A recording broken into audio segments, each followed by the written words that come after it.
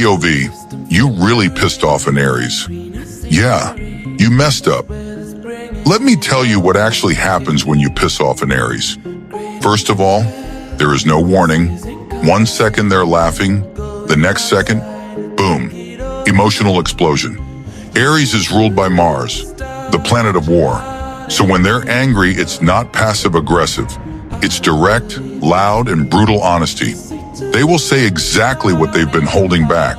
No filter, no soft landing. If the truth hurts, that's your problem, not theirs. But here's the scary part. They don't stay angry long. They explode, release it all, and move on like nothing happened. Meanwhile, you are still replaying the argument in your head 3 days later. And if you really cross the line, they won't argue. They'll cut you off, lose interest, and act like you never existed.